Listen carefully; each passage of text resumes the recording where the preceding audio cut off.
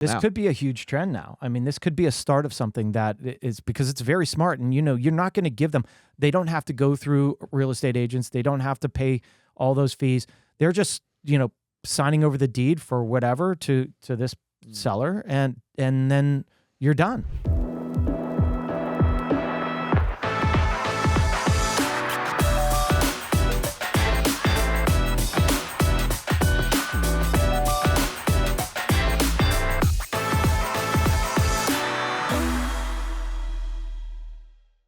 How's it going, everyone? Welcome back to another episode of the Shawn and Matt Show. My name is Matt. That is Shawn, and welcome to our show. Shawn, in today's episode, we're going to be talking about a Florida condo swap that could solve the state's condo crisis. Wow. This is on like a very small scale, so I think the headline is shocking, maybe a little bit exaggerated, but it's very creative. It is. And I like creative solutions to very bad problems. Yeah. It's a great solution. We're also going to be talking about the Richmond, Virginia markets, as well as 5 stunning beach homes under $500,000. Shawn, Wednesday, June 11th. You're not thinking about beach homes today, are you? No, all the time, my friend. Time. Only all the time. Only all the time, yeah. So are you taking the Jeep to the beach? Taking the Jeep to the beach, man. I just got a Jeep Wrangler. I've been talking about a Jeep Wrangler, just so you guys know, for 20 years. And it's just one of those things, like it's one of those beach kind of vehicles that now I have at home, so I can be at the beach whenever I want to. Mm-hmm. I just get into my car and I feel like I'm at the beach. So yeah, we're taking the new Wrangler down to Ocean City. Now the car is spotless. I walk by, it's beautiful. It's gorgeous. Yeah. And do you drive it on the beach? Because yes. Yeah, so okay. Assateague Island down by Ocean City you're allowed to drive on the beach. And there's only 150 cars allowed on Assateague at one time. So I'm definitely taking it out there. You have to get a pass. I don't know if I'll do it this time, but yes, this summer we will be taking. So you're not concerned. You're like, this is the exact reason I got a Jeep to drive on the beach. Yep. Okay. Yeah, and of course I don't want to scratch it up and everything like that, but the beach is great. It's like nostalgic. It's so cool. It gives you, like, I had adrenaline pumping the first time I did it. It's great. So that's why you're a Jeep owner and you're like, I can't wait to get out there. And I'm like, well, what about the rust? And what about the sand? What do you do about that? And that's why I'm not a Jeep owner. Yeah, and the thing is, I bought it brand new, so yeah, I'm a little bit like worried about, keeping it nice and everything. But in the end, that's why I bought it, and we're gonna have fun, go fishing, get the rods on there, get the kayak on there, get it out there. It's gonna be fun. If you like Jeeps, drop a comment down below. Sure. All right, let's jump into the first topic. This comes to us from Realtor.com. So, Shawn, there's basically a luxury custom home builder, Phil Thompson of Coral Reef General Contracting in Fort Pierce. So think Atlantic side, kind of like Port St. Lucie. Yeah. He's building some new homes, okay? And he's trying to figure out a way to sell these homes. And his homes are priced between $1.5 and $3 million.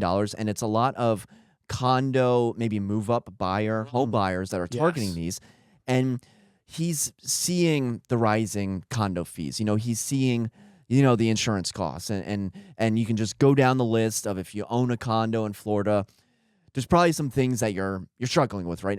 And if you're looking to sell, right, there's some mounting windfalls against you. You're running uphill essentially with the wind in your face. And so what he is proposing is a situation where it is a condo swap. He's not worried if the condo appears battered, broken, or run down. He says he has experience with New York City high rises, and he assures that Florida owners that the sky's the limit when it comes to taking a less than perfect condo. Now, the article doesn't really go into specific conditions of this program, but it sounds like if you have a condo, this developer would buy the condo, take title from you, and then you would use that payment as the down payment of one of these new construction homes. Is that making sense? Yeah. You have an asset that's, I can't imagine what percent of the actual value this guy's going to pay. Hopefully it's enough to get you into the new house. But here's a situation where you don't have to wait for it to sell. You immediately get a cash offer. You immediately, get your down payment essentially for the next house. And then you can sell with, lots of transparency and very little headache. So, Shawn, what are your thoughts on the condo swap program? Wow, creative. This is super creative. Have you ever heard of this before? No, I've never heard of this. This is risky, let's talk about the different things. So like my first thought is how creative. Why would he want to do this first? The majority of your buyer at a 1.5 to 2.5 price point is a move-up buyer. Who are those move-up buyers? They're condo owners that are saying, man, I want to get out of this condo. I want to buy. Is it a single-family project, or is that what it is? Do you know? So it is. It appears to be 5 houses. Okay. They are non-HOA, so no HOA fees. It's at the top of Hutchinson Island South. Okay. Like I did a search, Hutchinson Island South, and it's like at the very top. So kind of Fort Pierce, but on like the island side. I don't know what you call it. They appear to be townhouses. Okay, so they appear to be attached townhouses, anywhere from 1.5 to $3 million. Maybe the $3 million is a single-family house. I don't know for sure where it's not attached, but yeah, I mean they're at anywhere from 2,700 to 4,000 square feet, so they're not small by any means. Yeah, so I think the creative side of this is number one, getting those move-up buyers. The Florida condo market is struggling right now.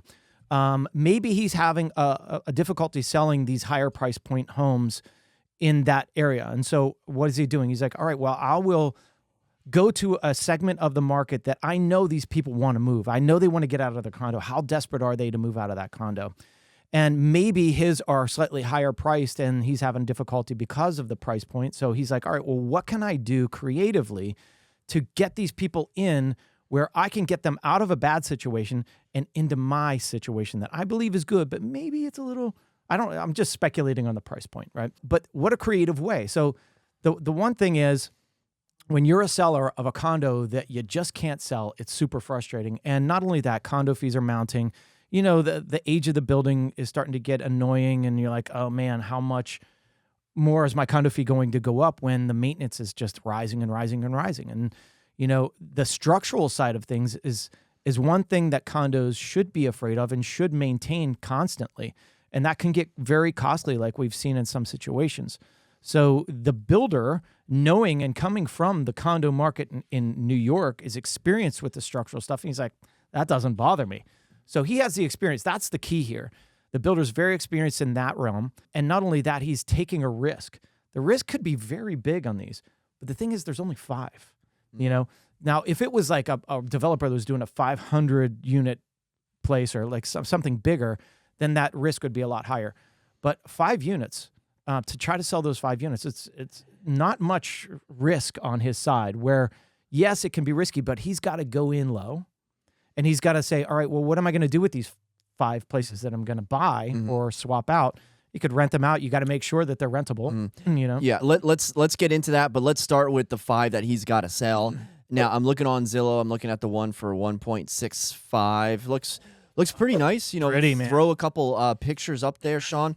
Do you have clients that go on Zillow, sellers that kind of obsess about the Zillow numbers and the stats? All the time. Okay, so this one is 72 days on the market. Okay. Guess how many saves it has?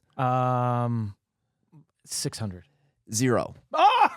So you have 0 saves. I mean, you can sneeze and you'll get a save, right? You can like blink your eye and there'll be like 5 saves. You know, every property has a save. Wow. This house has no saves. So I'm not going to begin to speculate on how difficult it is to sell a new construction home in Fort Pierce, Florida. However, doesn't seem easy. No. Doesn't seem easy. And it seems like you would want to buy a condo in Florida in order to sell a townhouse in Florida. So he's struggling right now to sell these things. If there's 0 saves, that tells you something. They're overpriced, or you know, or it's so how? Let's bring it on home. If for Arlington, Virginia, when you're looking at one of your listings, or if you're helping out a buyer and you look at the Zillow numbers, I mean, how often are you looking at those Zillow numbers? Are you looking at the number of saves, the number of days, obviously the number of days, but like the number of views on a property to determine what like the public gauge is on that property? You know, no, I don't use Zillow as much as I should, I guess. I mean, I know the public is looking at this stuff, but I'm not like jumping on Zillow and saying, oh, okay, how many saves does it have? I'm going to use this as a like barometer. Yeah, barometer. I mean, it's a good way. Like, this is really good. It's good information to say that 0 saves. So what's that telling you? It's overpriced. Something's wrong here. So he's saying, well, I want 1.5, and the surrounding area is saying, no, you're not going to get 1.5. So how can I be creative to get this price, get one, because then you got the appraisal. And, so it's a tough situation. But being able to swap out a value for something that's not selling to try to get them into something that is not selling is creative. That's fun, And I wonder how this is going to pan out, because out of the many, many condo sellers out there that are super frustrated, they're just like, I just want out of this, and they can't get out of it. They're going to be getting lowball offers if they're getting anything.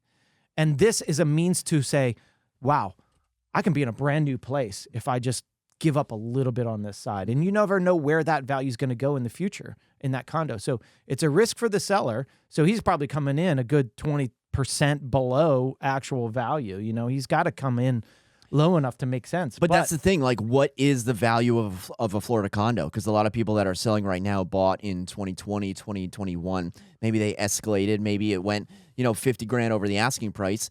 And then, so do you offer what they bought it for? Well, what if I'm seeing things that are selling in Florida for less than they were even bought in 2021. Yeah. So how do you determine, what 75% of the market value is when the market value decreases every single week? I'll tell you who he's going after, and it's not those sellers. Is it someone? It's the sellers that have been there for a long time, that they're ingrained in the community. They've been there a while. They don't owe much on that property, but they can't sell either because of the condo market down there.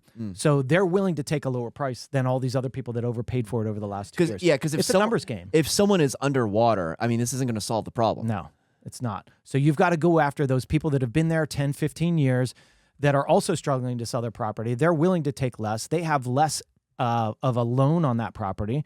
So they can say, all right, well, you're going to give me $300,000. I'll put that straight towards it, and I can be done with this and walk away. Where those other people have to sell for $500. So like you have a little bit of an advantage, and it's a numbers game. You put it out there like he's putting it out there. All he needs is 5. That's all he needs. 5 out of the thousands and thousands of people. So it's a really smart game, and he's getting so much attention from this because it's such a good idea. I was going to say, what's better than 5 is attention. Attention dollars from baby. Realtor.com and from the Shawn and Matt show. That's right. The Shawn and Matt show is going to bring at least 100. We're going to get this man some buyers for sure. But what does he do once he has the condos? That's the problem. I can't imagine he's going to fix these up and then try to sell them for a profit. Would he rent them out? He's going to rent them. Do you rent them I out? would think so. You're gonna fix them up a little bit. The good thing is he's a builder. He knows how to do that. You got to look at the condo regulations and rules and everything else in each separate condo that's coming up, because everyone's different. It tells you how long you can rent it for. You got to look at all the financials of the buildings. So he's got a lot of stuff to do before he says yes. So Shawn, I have a business plan. Okay. It's to fix and flip condos in Florida in the 2025 market. Can you invest in my business? Here's what I'm doing. I'm buying condos and then I'm selling them a month later. Yeah. Can I have like $200,000? No. Not right now. But I thought that was a really strong argument. I think that you're going to have to hold. I don't know the condo market down there as well. I'm not an expert in Florida, but just watching the problems with insurance, the problems with condo regulations from the state. So you bring up a good point. The state is actually reeling that back in. Good. After Surfside, a bill came out and said you had to do a million things, and that put a lot of condos with extreme financial stress. Now in April, both chambers of the Florida legislature voted unanimously to pass House Bill 913, addressing endless complaints over the rising fees for condominium owners. Basically, the bill would aid condo associations in setting up credit lines and investing funds that would contribute to necessary building repairs instead of immediately looking to owners for the money. Yeah, that's smart. There had to be some relief there because that was killing everybody. That was the main problem. It's like all of a sudden, oh my gosh, we have to make these repairs. We have to do it by state regulations. This is impossible. How are we going to be able to afford this? You can't. Your condo fees have to rise, or you have humongous special assessments, and that was killing everybody's value. You have to be smart about this, and like this is why like politics, lawmakers, like have you ever done a business transaction in your life? Like you're making these stupid rules to come up with, and it's like you're crushing values, you're crushing homeowners. You can't just say blanket. You can't paint with a broad brush, right? You have to be smart about this stuff. And so, every condo has to be looked at, and I think it's good that they're pulling this back, and they should pull it back even further. You got to look at it and be smart about it and say, yes, we need to do this over a 20-year period. But this is another thing when you're building a new condo. This is why builders should be held to a strict thing when they're setting this up, when they're budgeting for things. They should be budgeting for a 20, 30 year out period. And they should, and that's what they're judging their condo fees on. But a lot of times when you buy a new condo, what happens after you buy it, after the builder is out? Condo fees go up. Condo fees go up. Why? Because they were keeping those condo fees low so that you would buy and say, oh man, this condo fee's nothing. But was it covering all the necessary things? Probably not. So that's where you need to start.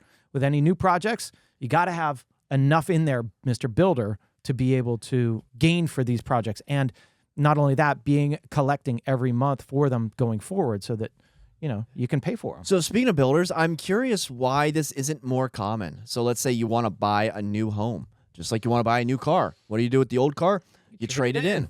All right, so builders give you a ridiculous interest rate. That's Pulte, I think, was offering like $4.99 or like sub 5 just to get you in. Why don't we see more builders taking the buyer's house, to help them out? This could be a huge trend now. This could be a start of something that is, because it's very smart, and you're not going to give them. They don't have to go through real estate agents. They don't have to pay all those fees. They're just signing over the deed for whatever to this seller, and then you're done, right? So you would take a percentage off of that. You would take a lot of money off of that for the convenience. Like a trade-in value. It's a trade-in value. Yeah, of course you're not going to get it. So I think this is a great start to something that could be really good. But again, it's a numbers game. It's going after a certain niche of the buyer, the sellers out there that are willing to do this without getting, top dollar. And there are markets out there where this could actually work. And not only that, like you said, interest rates. How do you entice them in with an interest rate? You're doing bulk. You have the sellers out there, the lenders out there that are willing to do certain things. The other thing that's smart right now, if you're looking at lending, is a client of mine that just settled this week did this, is a 7/1 ARM or an ARM product. Okay, instead of doing a 30-year fixed, if you believe that interest rates are going to fall over the next couple of years, why not do an ARM product? The ARMs are fixed for 5, 7, 10 years instead of being fixed for 30. So right now you're getting a lower interest rate because you're less risk, because you have an adjustable rate after that short-term period of 5, 7, or 10 years. And so instead of going a 30-year fixed at 7% or 7 point something percent, you do an ARM product for 6.125. So you're saving your money on a payment side of things for the next 5 to 7 years, and you're hoping that interest rates drop over that 5 or 7 year period. I would have to see Rich Conlon break down a spreadsheet A and B of why I would ever do a variable rate mortgage. I think once people start saying ARMs and buy downs, alarm clocks or alarm bells are going off, and I'm thinking red flag, red flag. Well, if you think about this, and not to go off topic here, but think about the sellers out there. How many years in a condo? What is your average year of holding onto a condo? In this area, I would say 5 question mark at the end of the sentence. 5 years. 5 to 7 years is the average turnaround of a condo in this area. So why would you do a 30-year fixed when you can do an ARM that is going to be a lower rate than a 30-year fixed? So it's something to think about and talk to your real estate agent and talk to your lender about, because if you don't plan on living there for 30 years, then maybe it doesn't make sense to do a 30-year fixed loan. And if you're banking on interest rates to come down, now we don't know what they're going to do, but if you're banking on them to come down, why not pay a lower interest rate now until they do come down and then refinance? Drop a comment down below if you would ever do an adjustable rate mortgage. Shawn, let's move on to our next topic. This also comes from Realtor.com. This southern city went on a building spree, but still has a shortage of homes for sale. Here's why. Shawn, we're going down to RVA, River City, Richmond, Virginia, where the median sales price for May is about $460,000. Okay. Where you compare that to the Washington, D.C., Arlington, Alexandria, Nova area is $622,000. So $160,000 more in the D.C. area compared to Richmond, which is about, say, 2 hours south of D.C. Now, the key thing to take away from this article is that Richmond has seen about 10 new builds for each 100 residents, nearly equal to Denver, which has seen 11 new builds, according to the report, whereas Denver has seen a complete recovery in inventory while Richmond has seen a 38% decline in inventory. So essentially, builders are trying to keep up, and they cannot build fast enough.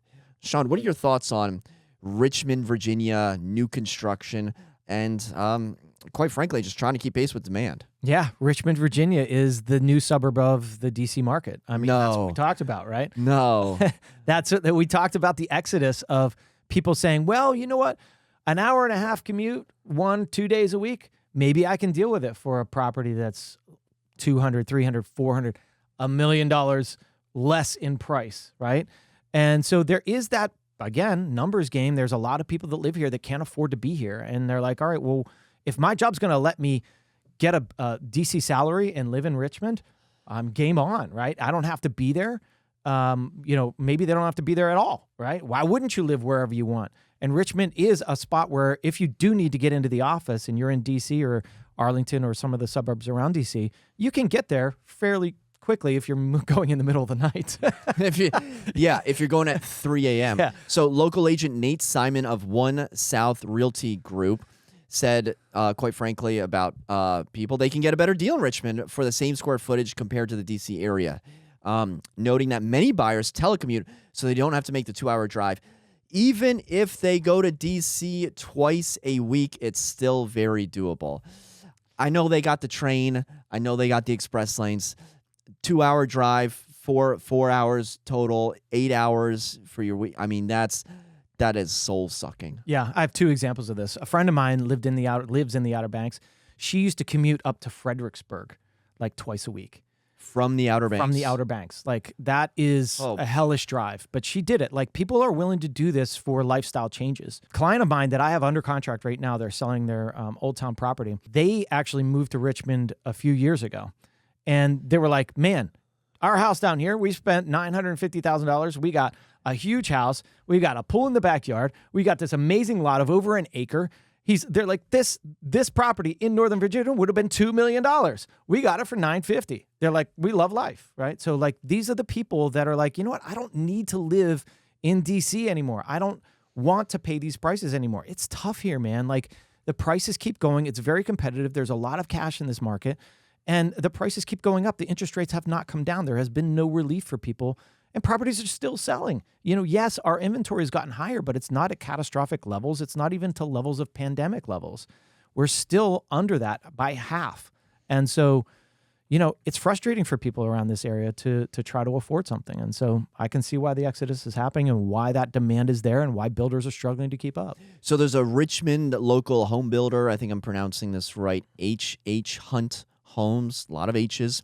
They created 12 actively selling new communities in the area, including Kenwick in the heart of Richmond. It offers single-family homes and townhomes starting in the mid $300,000 range. Shawn, you've been to Richmond, right? Yeah.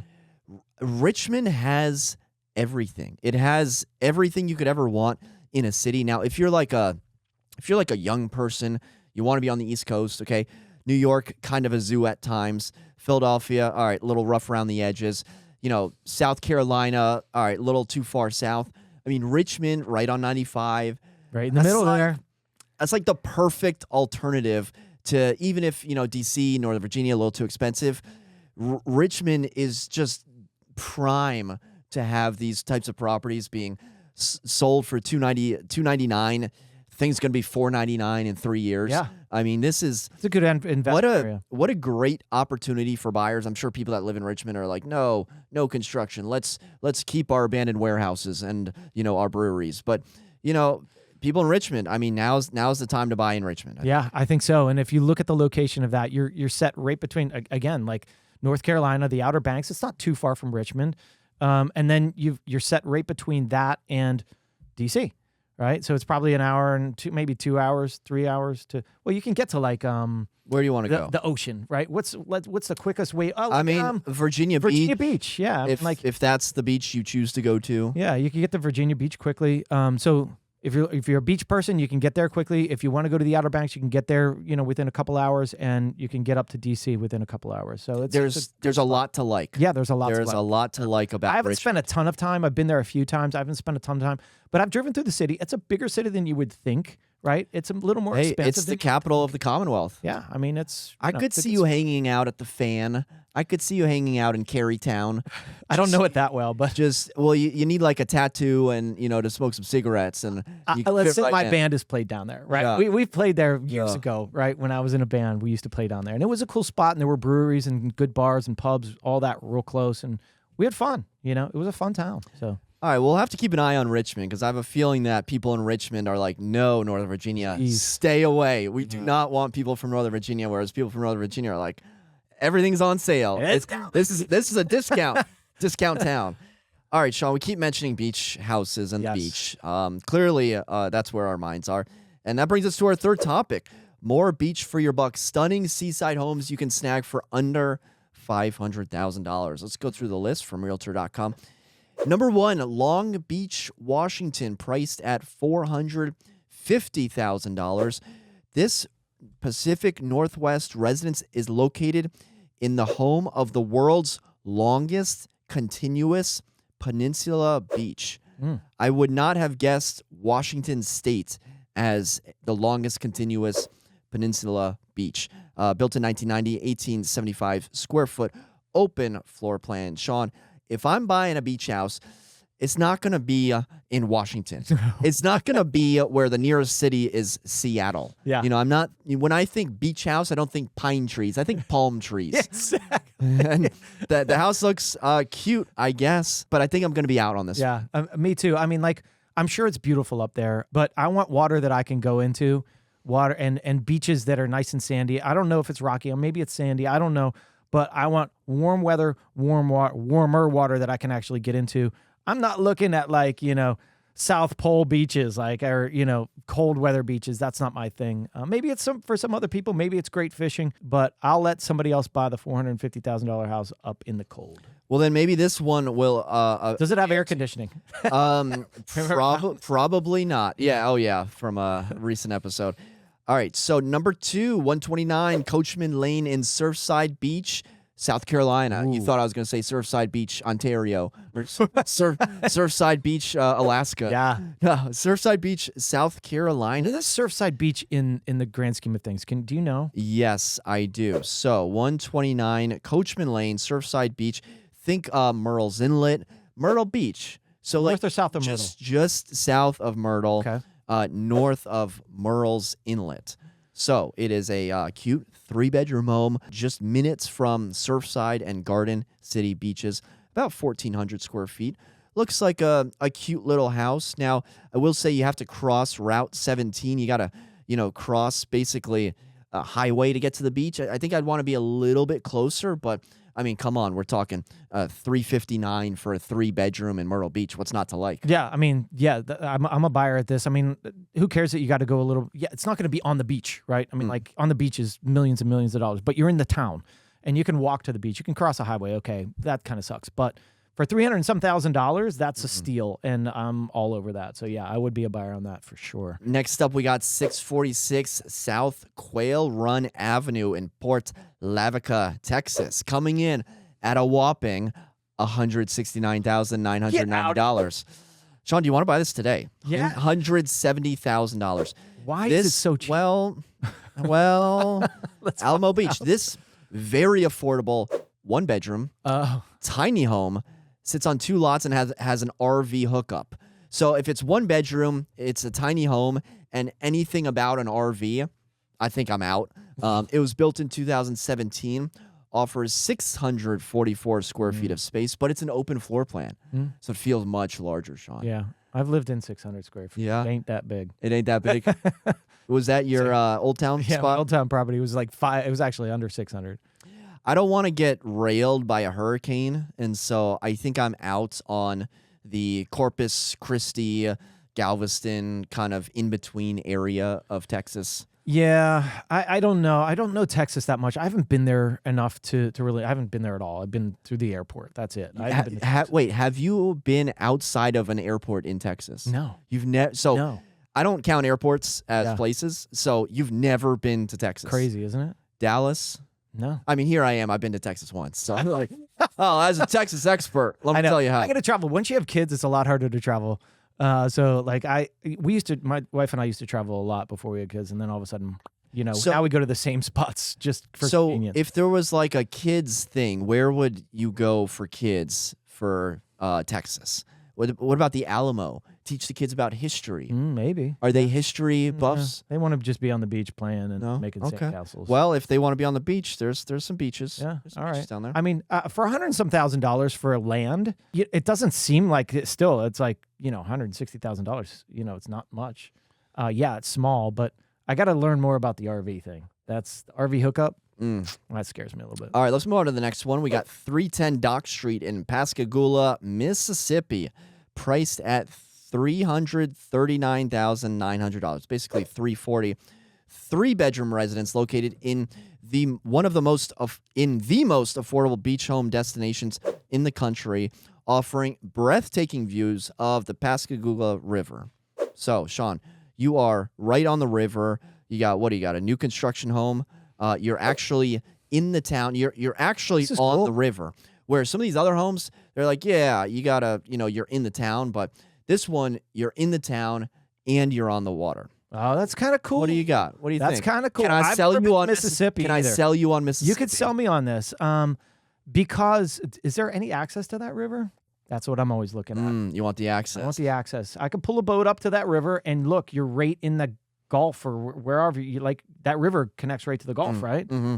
So yeah. Golf. What are we calling? All right, so Realtor.com has the Gulf of America. The Gulf of America, whatever you want to Mexico. call it. But it's right near that Mobile kind of border. Yeah, I know nothing about Mississippi, Yeah. but I could be a player at this. This Could is be a player. This is a good little spot. I mean, anything close to water that I can have access to that's new construction for $340,000. So your waterfront, there is like a road Little in road front. between. I always think it's a little weird when there's like a road, houses, Yeah. like water. Light view of that. Yeah, let's throw up the satellite. It's like water road houses. I think it should be water houses road. But then of course I'm thinking about, the Outer Banks and what happens when we have houses I in the might water. still be okay with that. Yeah, that's a good deal. All right, let's move on to what do we got? The last one. What do we got? All right, the last one we got. Oh, we're going back to Myrtle Beach. Myrtle Beach. 3547 Lady Bank Loop, priced at $282,500. Located in the Gulf capital of the world, this recently built residence is also just a short drive from Myrtle Beach. 1,300 square feet, priced at $283,000. Shawn, are you in or out on Myrtle Beach? Yeah, I'm in on Myrtle Beach. Our buddy Kurt Fenderbosch, our videographer, he's from Myrtle Beach and he bought a house down there, and he's like, dude, it's so cheap, it's so inexpensive he still owns a house up here, comes back and forth. But got me thinking, I'm like, man, I want to buy something down there. So I'm a player at Myrtle Beach. I think it's a good value right now. I think it's growing big. I know Kurt's mom is actually a realtor down there, and she said prices have been going up and everything. So definitely a player. Myrtle Beach, I'm a buyer for sure. I think I'm in on Myrtle Beach. I'm out on this house, which looks like it's in the back of a Food Lion. Like if I want a beach house, I'm not trying to see the early morning Food Lion deliveries. Yeah. Pay a little bit more for the right location. I think Myrtle Beach is very touch and go with kind of where you want to be. It does seem to have good proximity to Ocean Boulevard. And that other, whatever the Kings Highway, I guess that's one of the main strips there. So maybe out on Lady Bank for $283,000, but I mean these prices they've got to be attracting a lot of people. Maybe it's some high condo fees at $350 a month, but nonetheless still a good option under $500,000. Yeah, I mean that's crazy. Just remember when you're purchasing anything, it's all about the location. It can be a great location at the beach, but that location in that particular area of the beach isn't that great. So I mean, pay a little bit more for that location, the better location. It's always going to pay off. I would have I'd want such a nicer house. Sorry, such a worse house in a better location. Yes. I don't want the nicest house, 2 hours away from everyone else. Worst house in the best location. Give me the worst house. Yeah, in we the can best always redo location. the house. You can't redo the location. We'll finish up here, but I'm going through this transaction and something's wrong with the stove. Really nice stove. Think like $10,000 $10,000 stove. And I just punched the problem into YouTube. And the first thing is this is the exact problem. It's a $50 piece. And it's some guy on YouTube doing it. And I'm like, give me a 6-pack in a weekend. Give me a 6-pack in 6 hours. Yeah. And I can fix this $10,000 stove. Now, I would never do that because the contract hinges on getting this stove fixed. Yeah. And God forbid I plug the wrong thing into the wrong thing and start messing with the gas appliances. Yeah. And I want to live past 35. But 100%. I'm like, all right, this looks easy, but I also have a wife, and I want to continue to still have one. And you need to make the money and close that transaction. Funny you should say that. I had a stove issue the other day, but it was an electric stove. And so they went to do their final walkthrough at my listing, and they're like, Shawn, we can't get the burner will just come on, and then it'll shut off. And all of them were coming on. And I'm like, all right, let me go over there and check it out.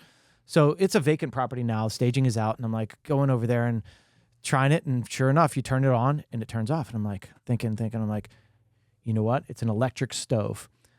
What does something have to make it go? It's a safety feature. You have to have something on that burner to keep it on. No way. Yes. So I was like, I need something put on this. I'm like, what can I put on to make sure? So I pull open the bottom drawer. Thankfully, there was a cookie sheet in there.